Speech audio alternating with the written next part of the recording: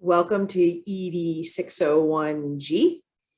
For most of you, this is a requirement as part of your MAE degree. For some of you, this is continuing education. So in this class, we're going to go through different types of measurement and assessment, and it should make you a more well-rounded teacher by the time this is over. I'm going to apologize in advance. This is not the best lighting.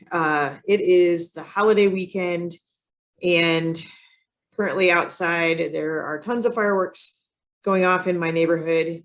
Inside, my dogs are freaking out, and so tried to find a quiet spot, and it's not really great. So I apologize in advance if you hear noises in the background. But what I wanted to do in this short video is just give you an overview of where we're headed for this class so that you can get started on some of the content. So let me go ahead and share my screen. I'm going to walk you through some of the things that we need to be able to see. Okay, so as you go into our Blackboard page, it looks like this, and you'll see the syllabus is located here underneath the syllabus tab, and then you'll see module 1 is open, and also module 2 is open at this point. The idea is that we'll have both of these modules open at the same time, and then next week it'll be 2 and 3, the week after be 3 and 4, the week after be 4 and 5, and then in week 5 it'll just obviously be the last one. That allows you to work ahead if you know that you have, let's say you have to go to a wedding, or you're going to go on a family vacation, or work's going to be extra busy. It allows you to work ahead so that you don't find yourself in a time crunch when we have tasks due.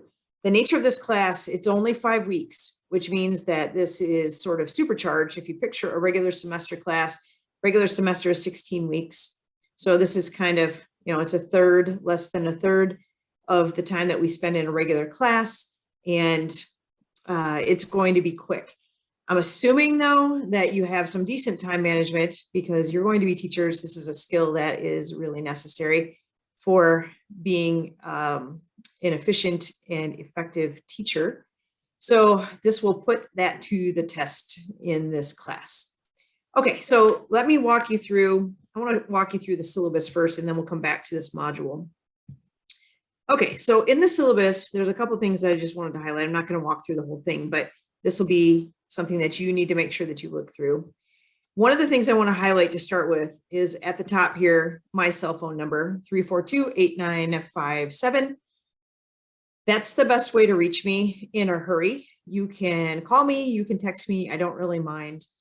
If I'm not busy, I will respond right back. The other way that is good to reach me if you have questions or comments is through email. Email may be a little slower. I purposely do not have the notifications for my email pinging to my phone so that I can have a little bit of respite this summer, and even during this semester, I don't have notifications turned on for email either. That allows me to have a little bit of balance in my life. So in general, I'll get back to you within 24 hours at the very latest. So if you need something quicker, shoot me a text or give me a phone call. Here are the list of the required textbooks. There are 2 of them. You'll see in the syllabus, I call it KB and then MG. So one is educational testing and measurement, one is educational research, and you'll see that you can use an older edition, that's fine. You'll have to figure out though if the chapters align specifically with the content you're teaching. I don't know for sure if it does or doesn't, but these books have been available for a little while, so you should be able to find used copies. I don't know that they're books that you'd want to keep forever, so feel free to share with a friend or rent and then plan that you're going to give back. Okay, sliding down, there are a list of skills that you're supposed to have in place before you take an online class. There's a course descriptions. Make sure you read through the course objectives. These are the things that I want you to know and be able to do by the time the class is over. Now, plagiarism obviously can be an issue. In this case, just do your own work. It's really as simple as that. And if you use information from our textbook, just go ahead and cite it. something that you'll have to do in your action research projects when you get to your internship anyway. All right. One thing that's a little bit new, it was in place for the last school year, was a substantive interaction policy. This is a formal document. I have to fill out a report basically saying that you've interacted in the first week or not. So in this case, you're going to need to do at least one of our week 1 tasks, the discussion board, homework quiz, something to show me that you are engaged in the class. Otherwise, you will be automatically dropped after the end of the first week. All right. There are contact numbers here if you're having issues with how the class is proceeding. Dr. John Jones is the new chair of education, and then our dean, Dr. Lance Ratcliffe. Okay, virtual office hours. I am happy to set up time to meet with you via Zoom if that's something that would be helpful for you as we're moving through the content in this class. You just have to let me know. Everything's just by appointment. Okay, so important dates. The last date to drop the class will be July 6th. And really, like, you can't add the class once we get started. The nature of it being 5 weeks is that it's just really quick. Okay, deadlines. You'll see here in bold and underlined, it says late work will not be accepted. Because we're only doing this for 5 weeks, we need to stay on track. And again, that goes back to the time management I was talking about earlier. It's a good skill to really start to focus on because it shows that you are professional and invested in being a professional teacher. Grading scale should look the same as it does in other Truman classes. And then you'll see here, I put some expectations for you as well as some expectations, what you can expect for me. Generally, I'm really good about giving feedback in a timely manner. That said, I will always let you know if I have issues on my end. I am doing some traveling. I have a daughter who plays travel softball, and so we have a few tournaments left, as well as some times where I'll be on the road and I may not be as readily available. Okay, so what you're going to be graded on. You are going to create a chapter test, an assessment over one of the chapters that you will be teaching to the rest of the class. I will give you a list of like what this rubric should look like, and then we will go from there. Okay. Assessment plan. These are how you intend to assess students in your future classroom. It's about the halfway point in the class. We're going to work through that. Again, I will provide a rubric. For those of you who are going into internship in the fall or spring, you're going to put together the basic first steps for an action research proposal. If you are already teaching, I want you to come up with an idea for a project that you could implement in your own classroom. Action research is really a way to promote change. It shows that whatever intervention we're doing has value, and it's something that is used in educational settings quite a bit. So we'll talk about that. Actually, it's one of the chapters that someone is going to be peer teaching later. Okay, peer teaching sessions. Let me scroll down. You will be assigned 2 different chapters, and the schedule is already posted for what you have. Nothing in particular in terms of like matching people with specific content areas. I just went alphabetically and assigned the chapters that way. For one of the chapters that you peer teach, you will also create a social media post using TikTok, or if you're in Instagram, you can use Reels. I don't really care whichever platform you choose, but it's just a way for us to get a little bit more tech savvy if you're not already. And you'll create a TikTok or a Reel using one big idea from one of your assigned chapters.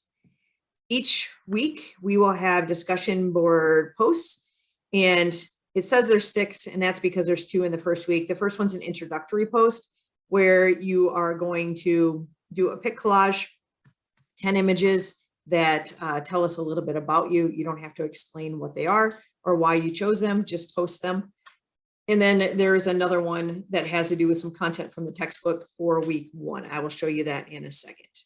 And then every other week, there's just 1. So in general, you will upload a main stem to my prompt no later than Thursday, and then respond to 2 peers no later than the end of the day, at the end of the day on Saturday, so that you can get some extra points.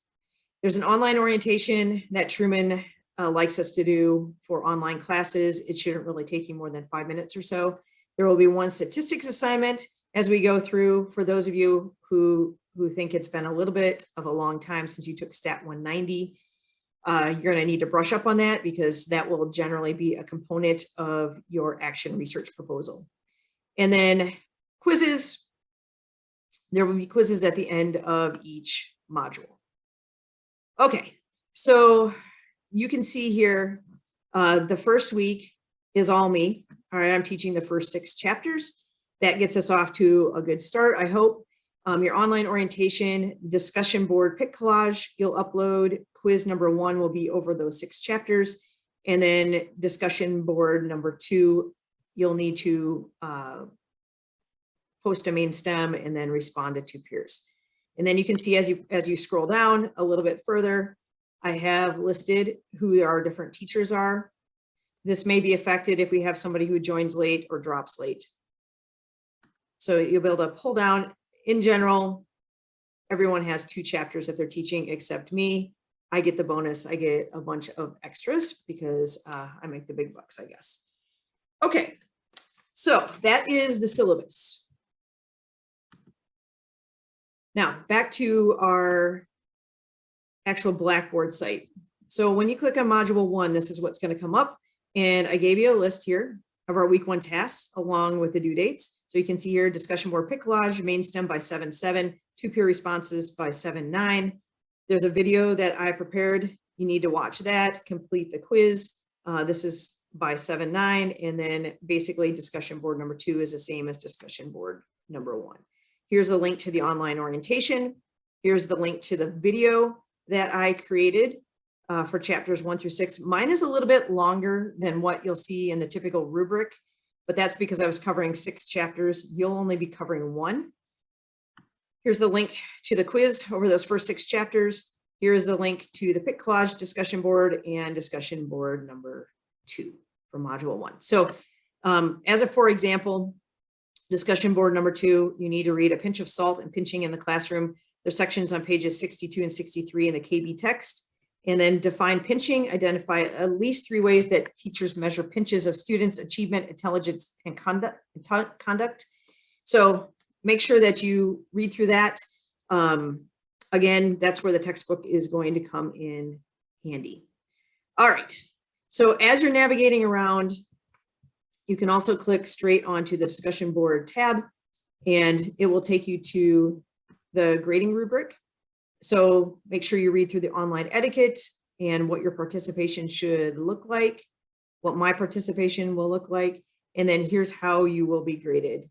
The post should be clear and articulate.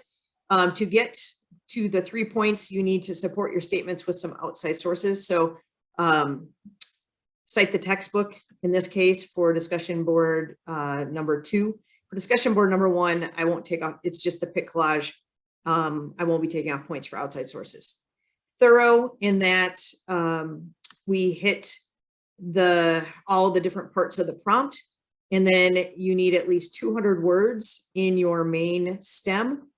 You'll see that down here, timeline, appropriate response, at least 200 words to the main stem. So in the designated time frame, so this is generally by Thursday. And then part B, your peer responses should be at least 100 words, and those should be done by the end of the day on Saturday in general. So here's the prompt again for the pick collage. I gave you an example of mine with the different images that I uploaded. This is more than 10. You only need to do 10, but this is something I have put together for another class that I recycled for you guys. Feel free, if you've done this in another class, to use the same thing or make a new one. You also can draw out your images. You can use whatever creative way you want to display the images. And then here we go, discussion board number 2 about the pinch of salt and pinching in the classroom. All right, so you'll see here later, as I open these other parts of these modules, you'll see discussion board 3, discussion board 4, the social media post. This is where you'll go to upload those things. When you do your teaching in module 2, here are the peer teaching guidelines. So the video is clear to get your 10 points, addresses all facets. So like just a general representation of the content in the chapter. An intro and a conclusion of the summary of content. Creativity, it has to have more than one creative element. So in other words, not just sitting here talking to the screen, it should have some graphic nature or some creativity involved. 5 to 10 minutes max. So if it's more than 10, but less than 5, you would not get full credit for that. And then it needs to be posted within the designated time frame. In this case, those videos need to be posted no later than Thursday, the week that you are quote unquote teaching, because that gives everyone else a chance to watch those videos before they have to take the test. Watching the videos is a good way to study. It's not a test, it's really a quiz. But watching the videos is one way that you can prepare for the quizzes. The other way you can prepare for the quizzes is to actually read your textbooks. All right, so Module 2 teaching videos. Here are the 6 different people who will be teaching Module 2. This is where you will drop your videos. In general, the video files that you're creating will be too large to just post, to copy and paste just the video into the discussion board. It's likely that you will have to upload it to YouTube and then insert the YouTube video back into the discussion board, or a link to the YouTube video back into the discussion board. If you have questions about how to do that, just let me know. Module 3, Module 4, and Module 5, basically the same spot. So you'll be dropping your videos for the chapter content into those specific spots. Okay, so as we scroll back to the top, you'll see I showed you discussion board, peer teaching. There's a little bit more. I mean, it's the same details, but if you click here, you can see the whole schedule kind of lined out for you. Again, if you intend to be gone on vacation somewhere that the Wi-Fi is not going to be great, I would go ahead and work ahead and post your video ahead of time. All right, so that takes us through most of what will be necessary, at least for Module 1, which is this week's content. Now, we're at a little disadvantage because the week is a short week. And so we basically have Tuesday to Saturday to get things done. On Sunday each week, the new modules will open, and then things will be due on Saturday. So we're running Sunday to Saturday with our weekly schedule. I hope you really enjoyed this class. It's kind of a work in progress. It's only been taught this way a couple times, and I've been making improvements as we go through based on student feedback. So I welcome your feedback whenever you think about this class. Hopefully it will help make you a better, more well-rounded teacher.